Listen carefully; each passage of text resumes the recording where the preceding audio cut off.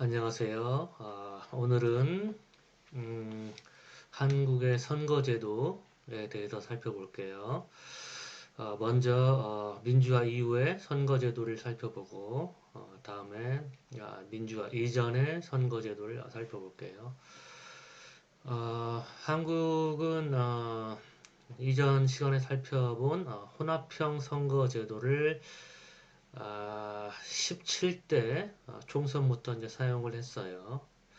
그리고 지난 21대 총선에서 어, 연동형 선거제도는 아니고 소위 얘기하는 준연동형 선거제도를 채택했어요.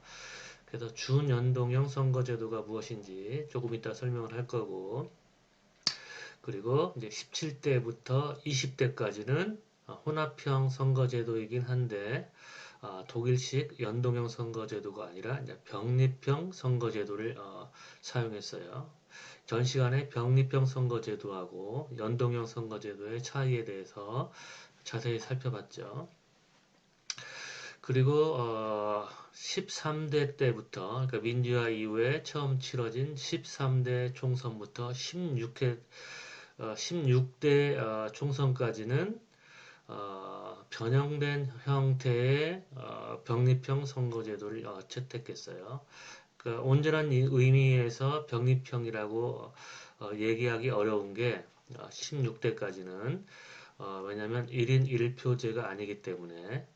그래서 혼합형 선거제도의 특징은 1인 2표제죠. 한 표는 후보 투표, 한 표는 정당 투표를 하는데, 그와 같은 1인 2표제가 채택된 거는 17대 때부터 이제 채택이 돼서 20대까지는 병립형으로 사용하다가 21대부터 연동형 선거제도, 하지만 온전한 연동형은 아니고 준연동형 선거제도를 사용했어요. 이와 같은 이제 선거제도의 변화에도 불구하고 사실 군소정당에게 의석을 허락하는 그런 선거제도라고는 보기 어려워요. 그러니까 단순 다수제 선거제도에서는 군소정당의 의석을 확보하기 어렵죠.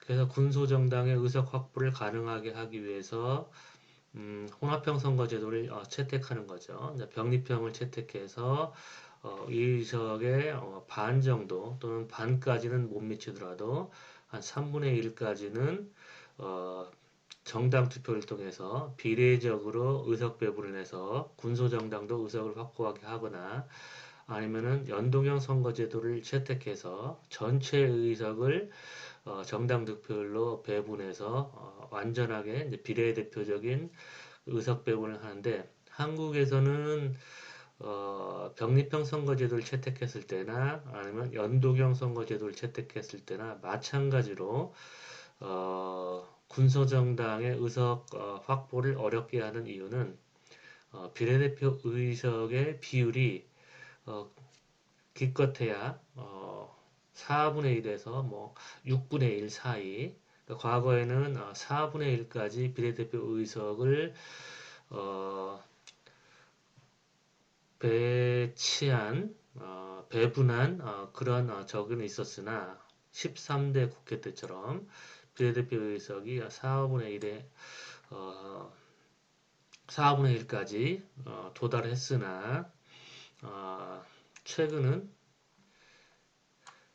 15대 이후로는 주로 6분의 1 정도 또는 6분의 1에도 못 미치는 그런 비례대표 의석 비율이기 때문에 거의 단순 다수제 의석이, 즉 지역구 의석이 지배적으로 많기 때문에 혼합형 선거제도라고 부르기도 사실은 어려운 실정이죠. 13대째는 그나마 비례대표 의석이 4분의 1 정도였지만 또 다른 조항 때문에 이 군소 정당이 의석을 확보하기가 어려웠어요. 그래서 재밌는 건 뭐냐면 점점 비례대표 의석의 비율이 이제 줄어들면서 다른 조항에서는 군소정당에게 유리한 조건들이 마련되었는데, 또 비례대표 의석을 이렇게 의석이 점점점 많았을 당시에는 또 군소정당에게 불리한 다른 조건이 있었기 때문에 군소정당이 의석을 확보하기가 어렵고 지속적으로 양당제가 유지되는 이유가 바로 그런 이유예요. 그러니까 이와 같은 조건, 그러니까 비례대표 의석의 비율을 늘렸을 때는, 그러니까 비례대표 의석 수가 증가했을 때는 상대적으로 비례대표 의석을 군소정당이 확보하기가 어렵게 해놓고, 그리고 군소정당이 비례대표 의석을 확보하기가 쉬운 조건을 마련했을 때는 또 비례대표 의석 수를 줄여가지고 결국에는 군소정당의 의회 진입을 막도록 한 그런 선거 제도라고 볼 수 있어요. 어떠한 이런 조항들이 군소 정당의 의회 진입 그리고 또 비례대표성에 영향을 미치는가를 하나씩 살펴보면 13대 국회부터 살펴볼게요. 그러니까 지금 혼합형 선거 제도이니까 이처럼 지역구 의석이 있고 그 다음에 소위 전국구라고 부르는 비례대표 의석이 있죠. 그렇기 때문에 군소정당의 의회 진입에 유리한 환경이 되기 위해서는 이 지역구 의석에 비해서 비례대표 의석 수가 늘어나야겠죠. 그래서 첫 번째 조항이 바로 비례대표 의석의 비율과 지역구 의석의 비율을 보여준 거예요. 조금 전에 설명했듯이 오히려 민주화 직후 13대 국회에서는 비례대표 의석이 4분의 1이었는데 점점 이렇게 비례대표 의석의 비율이 줄어드는 걸 볼 수가 있죠. 그리고 이제 총 의석수 2004년부터 2016년 사이에 총 의석수가 여러분의 강의 노트하고 조금 달라져 있는 걸 볼 수 있을 거예요. 이제 강의 준비를 하면서 약간 에러가 있다는 걸 발견해서 이렇게 고쳤어요. 그러니까 여러분도 이처럼 수정하면 될 것 같아요. 그래서 결국에는 이 조항만 봤을 때는 오히려 민주화 직후에서 최근으로 들어서면서 비례대표 의석수의 비율이 줄어들었기 때문에 군소정당에게 불리한 조건으로 작동을 했다는 걸 알 수 있죠. 근데 이제 두 번째 이 조건을 보면 이거는 이제 비례대표 의석을 확보할 수 있는 조건. 그러니까 일종의 봉쇄 조항 또는 법적인 진입 장벽이라고 얘기할 수 있겠죠. 이 조건은 조금씩 나아졌어요. 군수 정당에게 더 유리한 조건으로 변했어요. 그래서 13대 총선 당시에는 군소 정당이 의석을 확보하기 위해서는 최소한 5석을 얻어야 돼요. 14대 총선에도 마찬가지로. 그리고 15대부터 5%의 득표율이라는 조건이 들어갔어요. 5%의 득표율이라는 진입장벽은 5석 이상이라는 진입장벽에 비해서 상당히 진입장벽이 더 낮다고 얘기할 수 있겠죠. 낮아졌다고 얘기할 수 있겠죠. 그럼 왜냐하면 군소정당이 사실 이 5석을 확보하는 것은 쉽지 않죠.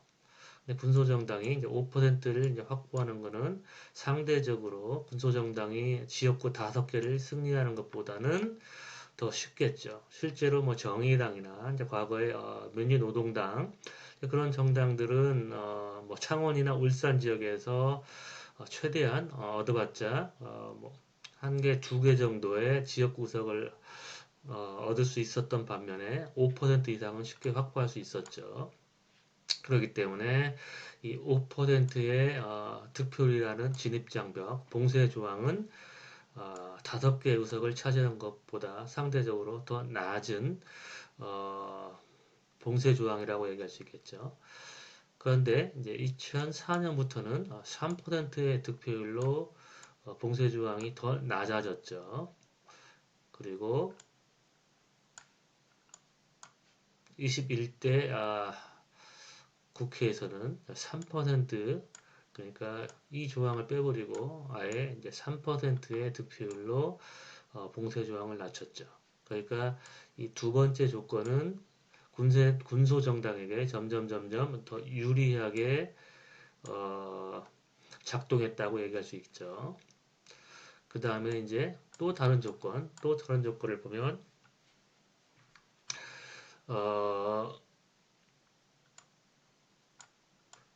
정당들의 비례대표 의석을 배분할 때 그 배분의 기준이 득표율로 할 것인가 의석률로 할 것인가 그걸 나타낸 것이죠. 그래서 1988년 13대 총선 당시에는 각 정당들이 얻은 의석률을 가지고 비례대표 의석을 배분했죠. 하지만 각 정당이 얻은 의석률은 군소정당에게 이미 유리하게 작동한 의석률이죠. 왜냐하면 군소정당은 지역구 의석을 얻기 어렵기 때문에 군소정당의 의석률들은 대부분 0%밖에 안 되는 거죠. 그러니까 득표율을 가지고 비례대표 의석을 배분한 게 아니라 이미 거대 정당에게 유리하게 작동한 의석률을 가지고 비례대표 의석을 배분했기 때문에 이 조건은 군소정당에게 불리한 조건이라고 얘기할 수 있겠죠. 그래서 마찬가지 똑같은 조건이 14대 총선에서도 사용됐고 그러다가 15대 이때부터는 이제 득표율을 사용해서 비례대표 의석을 배분했는데 이 득표율은 어떤 득표율이냐면 지역구에서 각 정당들이 얻은 득표율이에요. 그러니까 지역구 선거에서 정당들이 얻은 득표율인데 지역구 선거에서 얻은 득표율은 또 큰 정당한테 유리하게 작동하죠. 왜냐하면 유권자들은 작은 정당 후보에게 투표를 해봤자 어차피 그 표는 4표가 되기 때문에 주로 당선 가능한 거대 두 정당 후보에게 전략적인 투표를 하기 때문에 이 지역구에서 정당들이 얻은 득표율은 이미 거대 정당에게 유리한 결과라고 얘기할 수 있겠죠. 물론 각 정당들이 얻은 의석률보다는 그나마 군소정당에게 더 유리하지만 그럼에도 불구하고 이 지역구 득표율이라고 한다면 큰 정당에게 이미 유리하게 작동한 결과로 볼 수 있죠. 그러다가 이제 이때부터 17대부터 바로 패러럴 보팅 시스템 즉 병립형 선거 제도가 채택돼서 1인 2표제가 사용된 것이죠. 그래서 1인 2표제가 사용됐기 때문에 유권자들은 후보 투표, 지역구에서는 후보 투표를 하고 그 다음에 나머지 한 표는 정당 투표를 하기 때문에 그 정당 투표를 할 때는 자신들의 표가 4표가 되지 않기 때문에 군소 정당에게도 지지를 보내고 또 심지어 또 두 표 중에 한 표는 예를 들어서 민주당을 지지하는 유권자들도 정의당에게 정당 투표를 하기도 해서 정당 투표는 군소 정당에게 덜 불리하거나 또는 유리하게 작동할 수도 있죠. 그래서 그처럼 초래된 군소 정당에게 자신들의 선호대로 투표를 하거나 또는 오히려 거대 정당에게 던질 표를 작은 정당에게 나눠주는 방식으로 분리투표를 했기 때문에 이 정당 득표율은 군소 정당에게 불리할 것이 없는 득표율이죠. 그러니까 이 병립형 선거제도로 이제 넘어가면서 1인 2표제로 넘어가면서 의석 배분 방식은 군소 정당에게 특별히 불리할 것은 없다는 걸 알 수 있죠. 그리고 21대 총선에서 준연동형 선거제도 역시 1인 2표제니까 정당 득표를 가지고 의석 배분을 했죠. 그렇다면 지금 이 두 가지 항목, 이 두 가지 조항에서는 점점 군소 정당에게 더 유리한 조건으로 바뀌었는데 그렇다면은 거대 정당 입장에서 군소 정당의 의석 침식이 우려되겠죠. 그걸 방지하기 위해서는 비례대표 의석수를 또 줄이는 것이죠. 결국에는 더 비례대표적인 선거제도 그런 조항들이 마련됐지만 비례대표 의석수를 줄임으로써 이 두 조항의 효과를 상쇄해버리는 그런 결과가 초래된 것이죠. 그리고 이제 그 밖에 부대 조건들, 기타 조건들이 있는데 13대 때는 오히려 작은 정당에게 이점을 주는 게 아니라 어, 제1당에게 특혜를 주는 조항을 마련을 했어요. 그래서 50% of seats to the plurality party with less than 50% of vote share. 그러니까 50%를 얻지 못했어도 50%를 득표하지 못했어도 제1당 플루렐러티 파리 제1당에게 비례대표 의석의 반을 준 거예요. 그러니까 제1당에게 비례대표 의석을 나눠줌으로써 그러니까 비례대표 의석 수가 75석인데 이에 반절을 제1당에게 나눠주니까 제1당이 과반수를 확보하지 못했어도 이 비례대표 의석의 도움을 받아서 과반수를 확보할 수 있도록 해준 것이죠. 이와 같이 제1당에게 특혜를 주는 이와 같은 제도는 이제 나중에 살펴보겠지만 민주화 이전에 주로 사용됐던 조항이에요. 하지만 이제 이와 같은 독소 조항이죠. 좋지 않은 독소 조항은 이제 없어지고 14대부터는 작은 정당을 이제 보호하기 위해서 3% 이상의 득표를 한 정당에게 한 석을 나눠줬어요. 근데 뭐 이게 뭐 굳이 뭐 작은 정당에게 그렇게 혜택을 줬다고까지는 얘기를 못하죠. 왜냐면 3% 이상을 얻었다고 한다면 그러면 비례대표 의석의 3%를 가져가게 되면 60석, 비례대표 의석이 60석이니까 6, 3, 18에서 최소한 2석은 줘야 되는데 한 석만 줬으니까 그나마 그전에는 3%를 얻어도 군소정당이 3%를 얻어도 한 석도 안 줬는데 지금은 무슨 뭐 동정하듯이 그냥 한 석이라도 준 것이죠. 근데 사실 제대로 비례대표적으로 줬다면 2석을 줘야 되는 게 맞죠. 그 다음에 15대에서 16대 사이에는 역시 3%에서 5%의 득표를 난 정당에게 한 석을 준 것이죠. 그리고 뭐 이와 같은 이제 작은 정당에게 한 석을 이렇게 나눠주는 조건은 병립형 선거제도에서는 이제 필요가 없는 것이죠. 왜냐하면 정당 득표율로 3% 이상을 득표하면 3% 이상을 득표하면 자동으로 예를 들어서 비례대표 의석이 약 50석이라고 우리가 생각할 때 3% 이상을 득표하면 5, 3, 15, 1.5석을 얻게 되니까 자동으로 한 석은 보장이 되는 것이죠. 그 다음에 이제 그 말도 많고 탈도 많았던 지난번 총선에서 사용된 준연동형 선거제도. 그래서 이 선거제도에 대해서는 뭐 공식적인 이름도 없어요. 한국에서 이상하게 만드는 거니까. 그래서 굳이 뭐 영어로 이렇게 번역을 하다면 믹스 멤버 혼합형인데 이제 세마이 PR 시스템 준 비례대표제라고 이제 이렇게 이름을 지었는데 그러니까 의석 배분할 때 세 단계를 거쳐야 돼요. First stage, second stage, and third stage.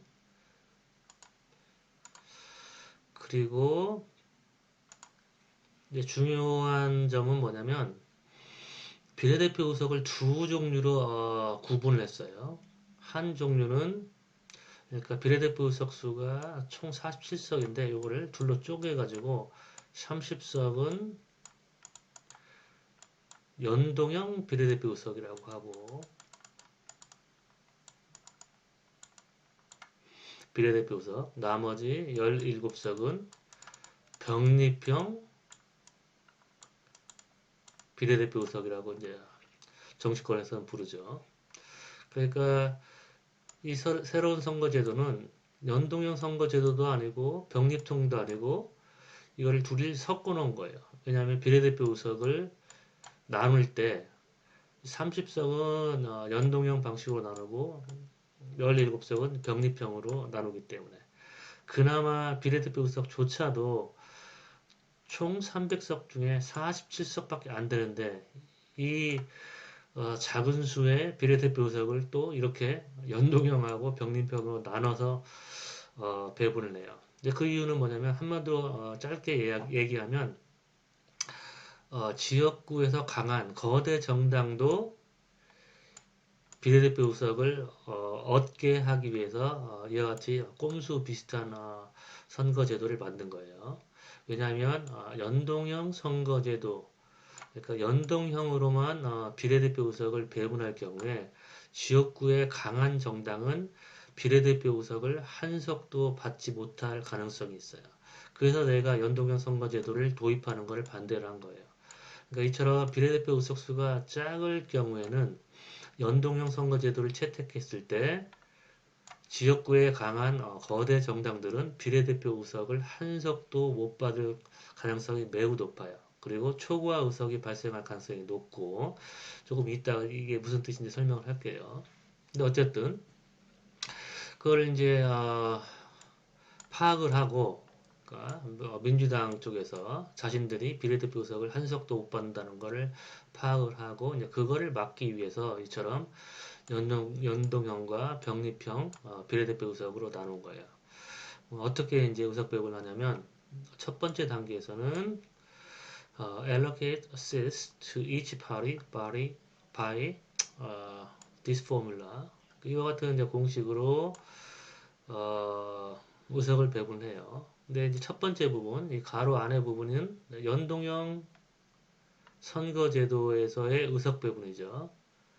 각 정당이 얻은 득표율 곱하기 전체 의석, 그 다음에 그러니까 요 단계에서 각 정당들이 가져갈 의석이 결정된다고 했죠. 연동형 선거제도에서는 예를 들어서 한 정당이 리스트 보시어가 정당 득표율이 30%면 30%에다가 전체 의석을 곱한다고 얘기했죠. 300석. 그래서 3, 3은 9에서 90석을 확보를 하는 거죠. 90석. 이런 식으로. 그 다음에 이 정당이 지역구에서 만약에 40석을 얻었으면 지역구 의석을 빼서 그러니까 이미 확보한 전체 의석에다가 지역구 의석을 뺀 나머지 50석이 비례대표 의석이 되고 지역구 의석이 40석 이렇게 해서 전체 의석이 90석이 된다고 얘기했죠. 그러니까 바로 이 부분이 바로 이 부분에서 앞부분 이 부분으로 전체 의석을 결정을 하고 그 다음에 지역구 의석을 빼서 이 가로 안의 부분이 바로 비례대표 의석이 되는 거죠. 그렇죠? 비례대표 의석수 전체 부분 이게 비례대표 의석수가 되고 앞부분이 한 정당의 전체 의석수 뒷부분이 지역구 의석수가 되는 거죠. 그러니까 전체 의석에다가 지역구 의석을 빼니까 이 부분이 바로 비례대표 의석수가 되겠죠. 그래서 연동률이란 말을 들어봤을 거예요. 연동률은 100%로 한다, 뭐 50%로 한다. 근데 바로 이 부분으로 의석 배분을 끝내버리면 바로 연동률 100%. 그러니까 독일식 연동형 선거제도에서는 이 단계에서 의석 배분을 끝나는 거죠. 근데 한국에서는 이제 100% 연동률이 아니고 이제 50% 연동률이라고 하죠. 그래서 여기다가 50%를 곱한다는 거는 비례대표 의석 배분을 100% 이와 같은 방식으로 하는 게 아니라 반만 이와 같은 방식으로 한다는 것이죠. 그 다음에 근데 이제 반만 그러니까 비례대표 의석 47석에 반만 50%만 하고 나머지 50%는 비례대표 의석의 50%는 이제 병립형 의석 배분 방식으로 한다는 거죠. 그러니까 각 정당이 얻은 정당 득표율 곱하기 나머지 50% 또는 17석. 이제 왜 이와 같은 50% 또는 17석이냐면 이 첫 번째 단계에서 47석의 50%는 몇 석이에요? 47 곱하기 0.5 하면 47 나누기 2니까 2는 4, 2, 약 23.5니까 약 24석이라고 할게요. 24석이 첫 번째 단계에서 배분이 되고 나머지 50%는 이제 23석이면 두 번째 단계에서 23석이 배분이 돼서 반은 연동형으로 배분하고 반은 병립형으로 배분하면 의석 배분이 끝나는데 왜 여기서 23석이 아니라 17석이냐면 첫 번째 단계에서 24석만 배분이 되는 게 아니라 30석이 배분될 가능성이 높아요. 그러니까 이게 이제 30석 캡이란 말을 들어봤을 거예요. 30석 캡을 씌운다 그런 말을 들어봤는데 첫 번째 단계에서 50% 연동률을 적용하면 47석의 50%, 즉 24석이 배분이 돼야 되는데 그 이상 총 30석까지도 배분될 수가 있어요. 그 이유는 왜 그러냐면 무소속 의원이 있거나 또는 비례대표 의석을 확보할 수 있는 정당이 지역구에서 한 석도 얻지 못하면 그러면 이 부분이 30을 넘어갈 수도 있어요. 예를 들어서 지난번에 총선에서 무소속 의석수가 5석이 있었고 그리고 또 정의당을 제외한 나머지 위성정당들은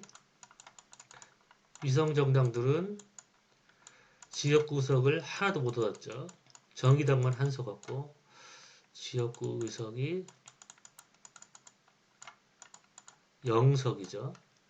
그러니까 예를 들어서 지난번 총선에 비례대표 의석을 확보할 수 있는 위성정당이 지역구 의석이 0이 되니까 이 단계에서 지역구 의석을 빼야 되는데 위성정당들의 지역구 정당이 0이 되니까 이 부분이 비례대표 의석을 확보할 수 있는 위성정당들의 지역구 의석이 0이 되어서 결국에는 이 앞부분만 계산되게 되는 거죠. 이게 거의 0에 가까우니까.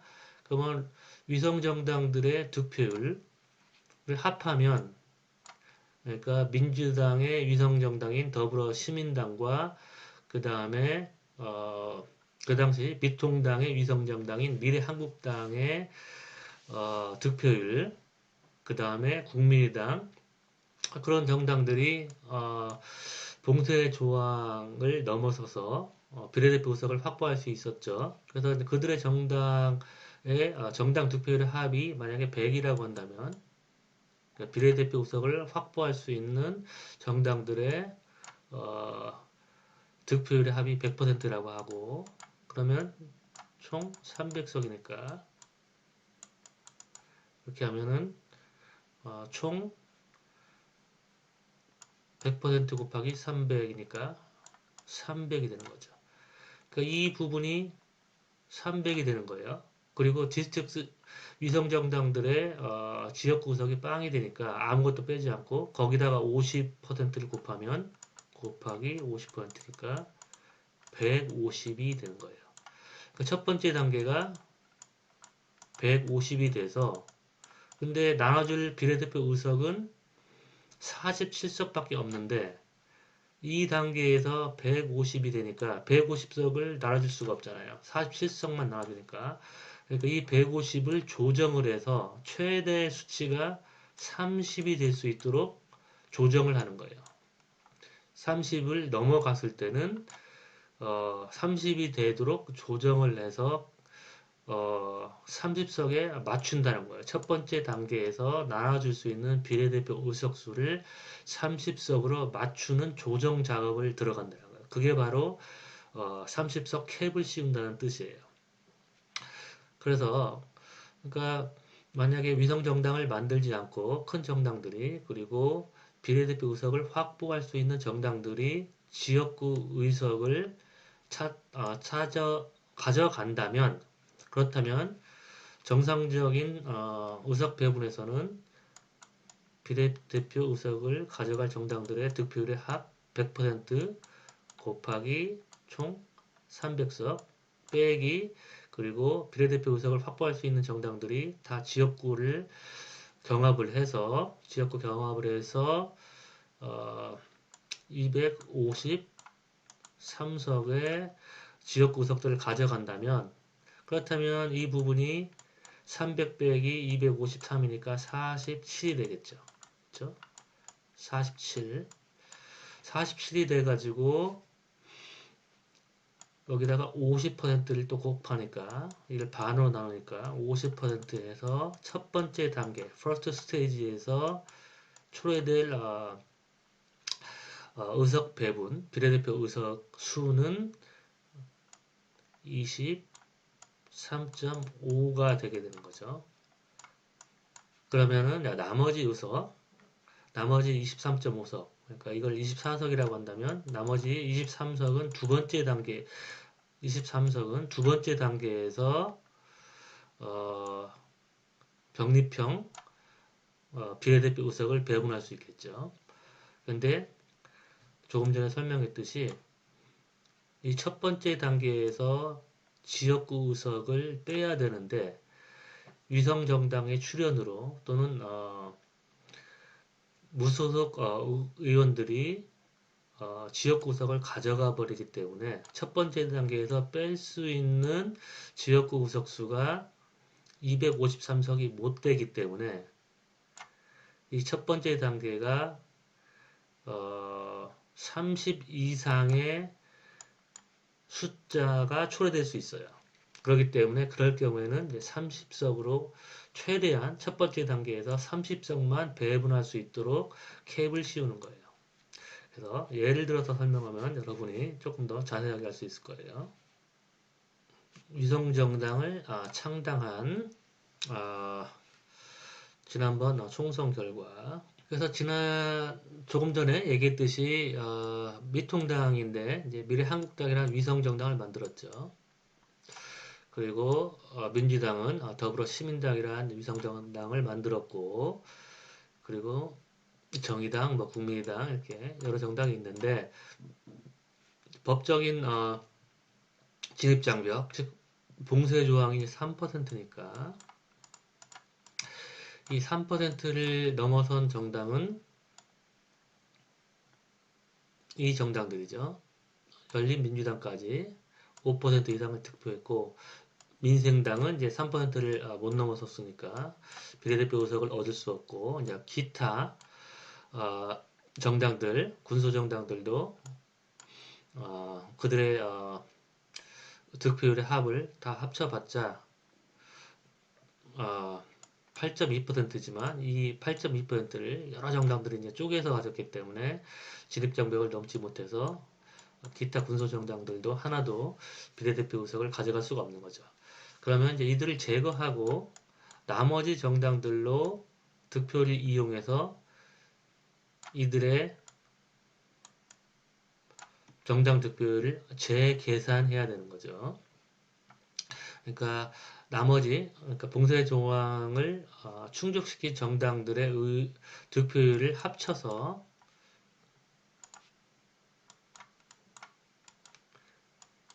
이렇게 합친 다음에 이게 이제 전체 득표율이 되겠죠. 이 전체 득표율의 이 부분, 그러니까 0.338 나누기 이 다섯 정당이 얻은 득표율의 합, 이걸 계산하면 0.38이 되는 거죠. 더불어시민당의 경우에는 0.334 나누기 이 합, 이게 바로 이제 0.374가 되는 것이죠. 그래서 새로 계산한 이 상대 득표율이죠.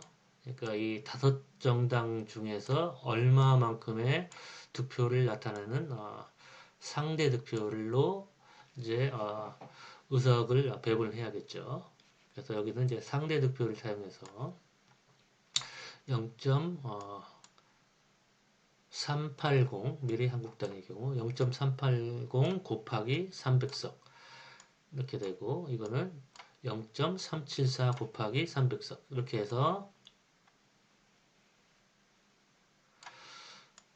이 수치가 나오는 거고 그 다음에 연동형이라면 여기서 지역구석을 빼야 되는 것이죠. 지역구석을 빼야 되는데 이 위성정당들은 이제 지역구에서 후보를 내지 않았기 때문에 지역구석이 0이니까 그대로 이 숫자가 유지되고 정의당만 지역구에서 후보를 냈고 또 정의당만 한 명의 후보가 당선됐었죠. 심상정 후보가. 그렇기 때문에 지역구석수 2를 빼서 31.8이 되는 거죠. 국민의당도 지역구석을 안 냈고 그래서 지역구석이 0이니까 뺄 게 없으니까 그대로 22.8이 유지가 되고 열린민주당도 마찬가지로 이렇게 돼서 넘버 오브 헤어커터가 총 합이 299가 되는 것이죠. 그렇게 해서 이런 식으로 이제 의석 배분이 끝나겠죠. 독일식 선거제도라고 한다면 미래한국당 그리고 더불어시민당 위성정당만 만약에 선거에 참여했다면 근데 이제 한국에서는 이제 준연동형이니까 이제 50% 조금 전에 설명했듯이 이걸 2로 나누면 이와 같은 결과가 초래되는 것이죠. 그 다음에 아까 첫 번째 단계에서 30을 넘을 수 있다고 얘기했죠. 그 이유는 뭐냐면 이 지역구석이 정의당만 빼고 나머지 정당들의 지역구석 수가 전부 0이기 때문에 여기서 지역구석을 빼야 되는데 아무것도 빼지 않으니까 결국에는 정의당 뭐 1만 빼겠죠. 1. 그러니까 여기 보면은 정당 득표율 곱하기 300 하면은 149.5가 되는 거죠. 299 곱하기 50%니까 149가 되는 거죠. 근데 만약에 이 정당들이 지역구에서 경합을 해서 이 정당들이 지역구를 차지했다면 그러면 지역구 의석수 253 해서 정당 득표율 곱하기 300 즉 300 빼기 253 하면 47이 되고 거기다가 50%를 곱하니까 23.5가 되는데 바로 지역구 의석이 빵이기 때문에 더 엄밀하게 말하면 정의당은 1이기 때문에 결국에는 여기서 뺄 게 거의 없어서 이 단계에서 초래되는 값이 149.5가 되는 거죠. 정상적이라면 23.5가 돼야 되는데 그렇지 않고 149.5가 되고 그래서 결국에는 첫 번째 단계에서는 즉 연동형 비례대표 의석을 30석만 나눠줘야 되는데 30석만 나눠주고 싶은데 30석을 초과한 149.5가 첫 번째 단계에서 초래되기 때문에 이거를 30으로 맞춰야 되는 거죠. 그러기 위해서는 약 149.5가 150이니까 150에 30이니까 약 5분의 1로 줄여야겠죠. 의석을 더 정확하게 얘기하면 149.5분의 30, 약 5분의 1을 각 정당에 얻은 넘버 오브 헤어 쿼터 여기다 곱해야겠죠. 그러니까 56.9 곱하기 약 5분의 1, 149.5분의 30 이걸 곱하면 11.4가 나오는 거죠. 이런 식으로 보정을 하는 거죠. 5분의 1로 줄이는 거죠. 왜냐하면 총합을 30석을 맞춰야 되니까. 그래서 또 56.1에다가 149.5분의 30 이걸 또 곱하면 이 수치가 되는 것이죠. 그렇게 해서 결국에는 첫 번째 단계에서 나눠줄 의석수를, 즉 연동형 의석수를 30석으로 맞추는 거죠. 이게 바로 이제 30석 캡이라는 얘기예요.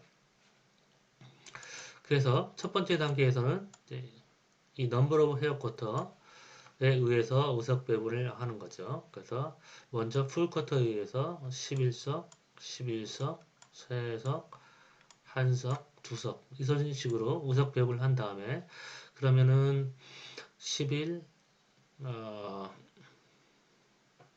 지금 이게 이렇게 11석, 11석이니까 22석, 25, 26, 27, 28석. 그러니까 풀쿼터에 의해서 28석이 배분이 된 거죠. 그러니까 두 석이 잔여석이 있으니까 나머지 크기에 따라서 나머지 두 잔여석을 배분하면 여기에 한 석이 들어가고 그 다음에 여기에 한 석이 돌아가겠죠. 그래서 11 플러스 잔여석 1석 해서 12석이 되고 여기는 1석 플러스 잔여석 1석 해서 2석이 되고 나머지는 이제 풀쿼터에 의해서 이렇게 의석 배분이 30석으로 끝나게 되는 거죠. 그래서 연동형 의석을 30석을 이렇게 연동형 비례대표 의석을 배분을 하고 나머지 이제 병립형 비례대표 의석을 각 정당의 상대 정당 득표율에 의해서 즉 봉쇄 조항을 충족시킨 정당들이 얻은 득표율, 상대 득표율을 가지고 이 17석을 배분하는 거죠. 그러니까 각 정당이 얻은 이 득표율 0.38 곱하기 17 이렇게 하면 6.5가 되고 또 0.374 곱하기 17 하면 6.4 이와 같은 결과가 조회되는 거죠. 이건 이제 넘버 오브 헤어 쿼터인데 병립형 비례대표 의석에 해당되는 넘버 오브 헤어 쿼터죠. 그래서 먼저 풀 쿼터에 의해서 의석 배분을 하고 6, 6, 1, 1, 1 그렇게 하면 12 더하기 3이니까 15석 15석이 풀 쿼터에 의해서 배분이 되고 나머지 잔여석이 2석이 남은 거죠. 그러면 나머지 잔여석은 나머지 크기에 따라서 이게 0.9니까 여기 한 석 들어가고 여기 한 석 들어가서 미래한국당은 6 더하기 1 해서 7석 그 다음에 더불어시민당은 6석 정의당은 풀쿼터 한석 잔여석 나머지에 의한 잔여석 한석 그렇게 해서 2석 이런 식으로 의석 배분돼서 병립형 비례대표 의석 17석이 배분이 되는 것이죠. 이렇게 그러면 이제 비례대표 의석수가 결정이 됐죠. 그렇게 해서 위성 정당들하고 이 정당들의 의석수가 결정이 되는 거죠. 하지만 이제 원래 모 정당, 미래한국당의 경우에는 미통당이 이미 지역구를 84석을 확보해놨죠. 그러니까 모 정당의 지역구 석수죠. 모 정당 지역구 석수. 그 다음에 더불어민주당이 지역구에서 163석을 얻어놨고 그리고 아까도 얘기했지만 정의당은 지역구에서 심상정 후보가 당선됐으니까 이렇게 해서 결국에는 이와 같은 결과가 초래된 것이죠. 그렇다면 이와 같은 결과가 결국에는 병립형 선거제도하고 아무런 차이가 없게 된 것이죠. 왜냐하면 연동형으로 이제 만약에 선거를 치렀으면 어떤 결과가 초래되냐면 이 단계에서 이제 의석 배분을 하게 되니까 연동형 선거제도 결과를 한번 살펴볼게요. 먼저 연동형으로 배분을 했을 때 정당 득표율 곱하기 이제 300석 이렇게 되는 것이죠.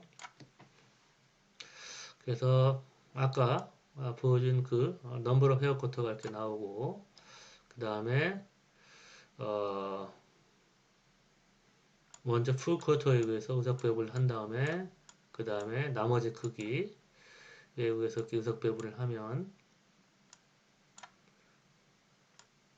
이런 식으로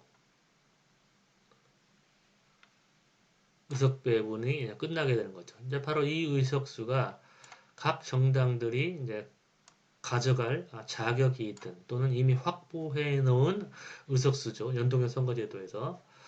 그런데 비례대표 의석을 나눠주기 위해서는 이 number of hair 이 의석수 이미 확보해 놓은 의석에서 지역 구석을 빼야 되는 거죠. 이렇게 114 빼기 84 하면 30석. 그러니까 미래통합당에게는 이제 30석의 비례대표 의석만 주어서 총 114석이 되는 거죠. 더불어민주당 같은 경우에는 112석을 확보했는데 지역구를 거의 싹쓸이 해가지고 더불어민주당이 가져갈 자격이 있는 112석 이상의 지역구를 이겨버린 거예요. 그러니까 112석 비례대표적으로 의석 배분을 하면 112석만 가져가야 되는데 그보다 더 많은 지역구에서 승리를 했기 때문에 민주당이 확보한 의석수 빼기 지역구 의석을 하면 마이너스가 나오는 거예요. 그렇다면은 연동형 선거제도에서 비례대표적으로 의석을 배분하기 위해서 지역구 의석 51석을 뺏어서 이 112석으로 맞춰야 되느냐? 그렇게 하지 않는다고 얘기했죠.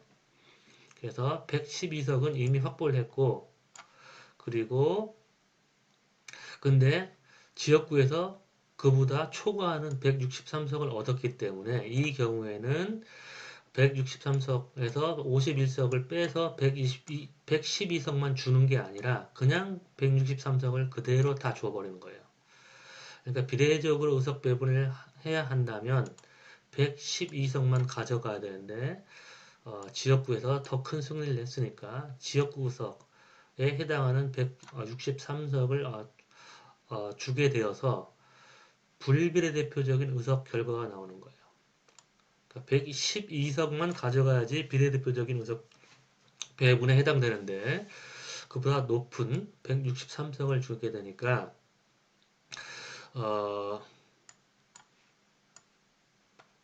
더불어민주당의 의석률은 54.3%가 되는 거예요. 그러니까 정당 득표율은 33.4%인데 54.3%의 의석을 차지하게 되니까 그만큼 불비례대표적인 결과가 초래되는 것이죠. 이건 정의당은 이제 33석을 확보했는데 지역구 의석을 한 석밖에 차지하지 못했으니까 33 빼기 한 석해서 32석의 비례대표 의석을 가져가게 되고 전체 의석은 33석이 되는 거죠. 국민의당은 23석을 확보해놨고 근데 지역구에 후보를 내지 않았기 때문에 지역구 의석을 못 얻어서 전체 의석수가 다 비례대표 의석수가 되는 것이죠. 열린민주당도 마찬가지고 그렇게 해서 독일식으로 의석 배분을 끝나게 된다면 의석 배분을 하게 된다면 어떤 결과가 초래되냐면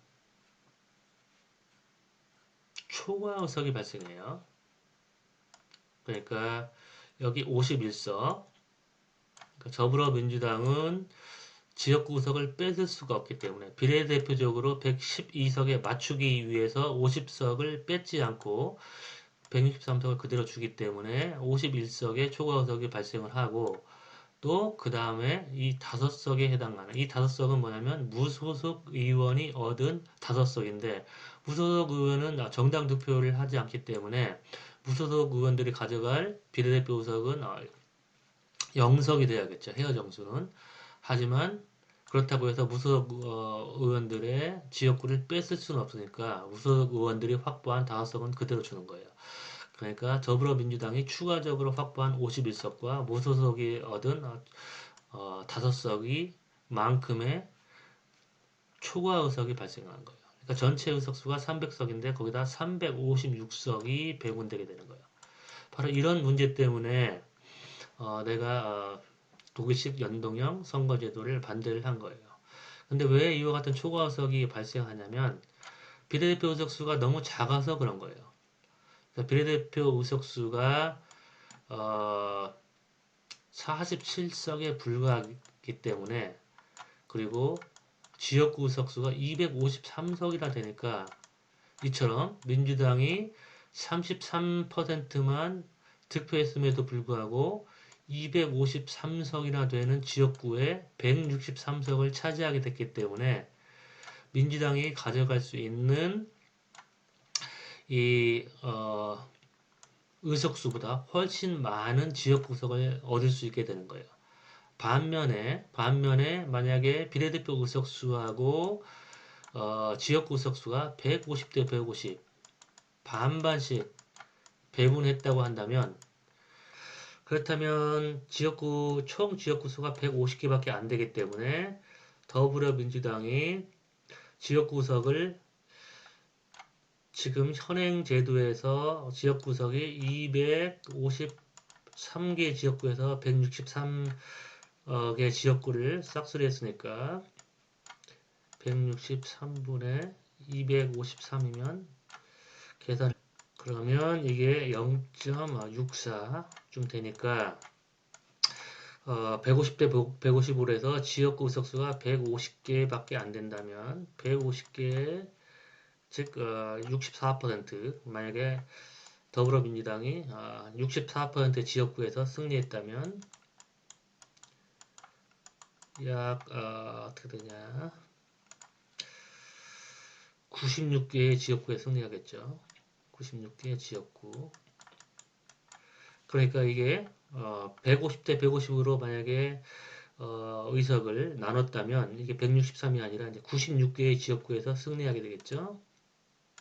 96. 그러면 민주당의 헤어 정수가 112인데 96개에서 승리했기 때문에 112 빼기 96 하면은 6에다가 16 이 되는 거죠. 그러니까 민주당도 비례대표 의석을 얻을 수가 있게 되고 초과 의석이 발생하지 않게 되는 거죠. 여기가 마이너스가 아니니까. 그러니까 한국처럼 그 비례대표 의석수가 지나치게 작은 경우에 한 정당이 이처럼 지역구에서 커다란 승리를 하게 되면 필연적으로 민주당은 비례대표 의석을 하나도 못 얻게 되고 그 다음에 이만큼의 상당한 수의 초과 의석이 발생하는 거예요.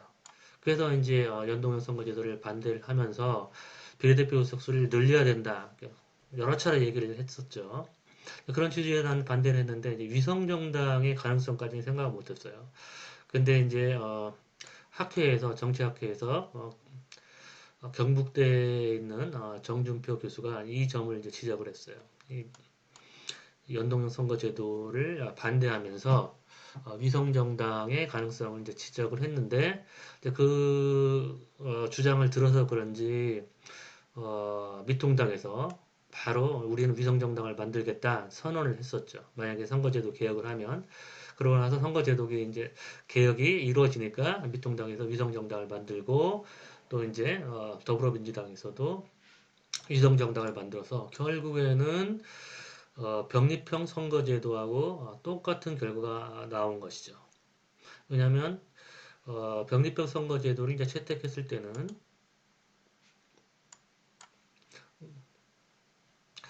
47석을 이제 정당 득표율로 나누게 되는 것이죠. 그래서 미래통합당이 이제 33.8%인데 아까 얘기한 상대 득표율 0.38 그래서 47석에 대한 0.38을 곱하면 이와 같은 이제 숫자가 나오고 그 다음에 헤어 정수는 먼저 풀쿼터에 의해서 의석 배분하고 그 다음에 나머지 가지고 이제 의석 배분을 했을 때 이와 같은 이제 결과가 초래되는 것이죠. 풀쿼터 이게 풀쿼터에 의한 의석 배분이죠. 그 다음에 나머지를 이제 감안한 의석 배분이 이게 되니까 그렇게 해서 전체 의석수가 102, 181, 633 이런 식으로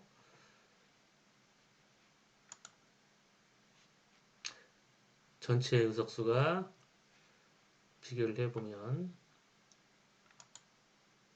102, 181, 633인데 103, 180, 633 거의 이제 차이가 없는 거죠. 여기서 이제 한석 차이가 나오는 거는 이 풀커터를 로 의석 배분을 하고 이 나머지 부분에 의해서 의석 배분을 할 때 미소한 그 나머지의 크기에 따라서 그 차이 때문에 한석 차이가 나는 건데 결과적으로는 병립형 선거제도와 이 준연동형 의석 배분 방식과 아무런 차이가 없는 거의 차이가 없는 결과가 초래된 것이죠. 그러면은 이제 강의 오늘 강의 이번 강의는 여기까지 하고 나머지 부분에서 만약에 위성정당을 만들지 않았다면 어떤 결과가 초래될 것인지에 대해서 얘기하고 또 민주화 이전의 선거제도에 대해서 강의를 할게요. 수고 많았어요.